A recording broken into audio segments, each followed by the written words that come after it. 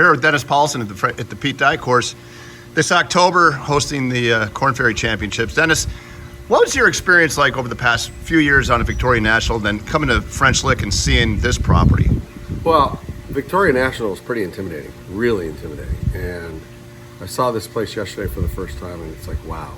Not as much like water and like visible stuff, but it is very distracting. Pete Dye is very good at doing that to a player.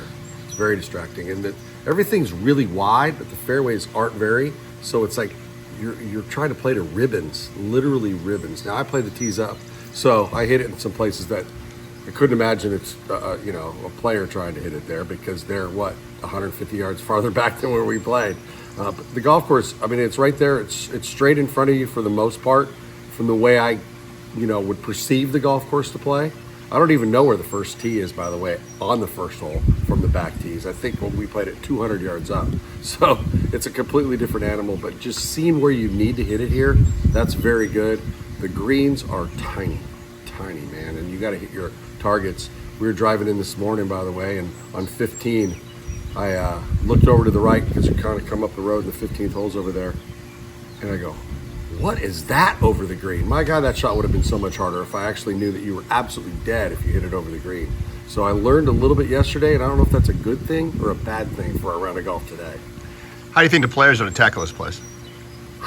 That's a great question. If you're driving it good, I think you're going to be in attack mode. There's going to be some layups off the tees on a few holes, I think. I don't think they're going to play it at 8,100 yards. They'll probably play it somewhere in 7,600 yard range, I would think, depending upon the weather. I mean, it should be pretty good.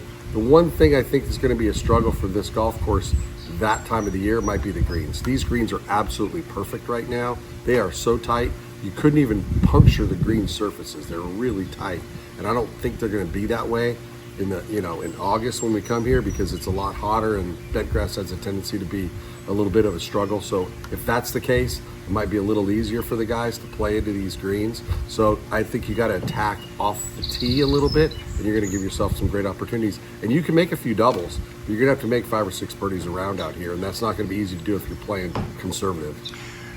What are the emotions like when the players receive their cards? 30 guys are going to get their cards. What does it mean to you, and what do you see these guys doing? Yeah, I got my card the first time on the PGA Tour through the regular Q school, right? And then I lost my card. I kept it in 94, lost it in 95, got it back in 99. I finished, I think, believe it or not, ironically, I think just behind John McGinnis, who might have finished 5th or 6th, and I finished 1 behind him.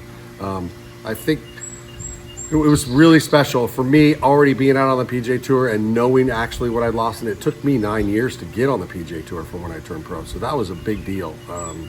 It was the most emotional thing. I had my brother on my golf bag, and we were out at the Jack Nicklaus course, and I hit it in that right bunker.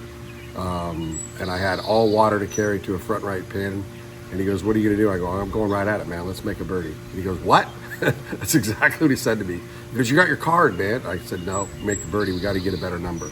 And I hit a really good shot in there, and I can't remember if I made it or not, but I took on that front right hole location and hit a good shot in there and played well on the West Coast and kind of really set my whole season up and ended up finishing in the top 30. Any advice to the young up-and-comers or the journeymen coming down? For me, I think after I tried getting through Q school so many times and wasn't successful doing it, I had 2 goals: no 3-putts, no penalty shots. That's all I thought about.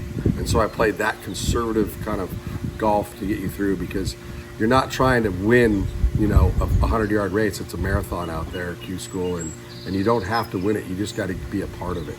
I think the one thing these guys have to understand, that you need a good number. The one big thing that the PGA Tour made a mistake of this year, I think, is not having enough reshuffles. If you play well, they got to reshuffle a little more. There's only 1 reshuffle in the entire season this year, and I think that's really tough for some of these guys that didn't get off to a good start, and now they've already had that reshuffle. They play well now. They're not really going to move up. You need top 10s to really get in some of these bigger events. Thank you for your time. Yeah, absolutely. This place is awesome.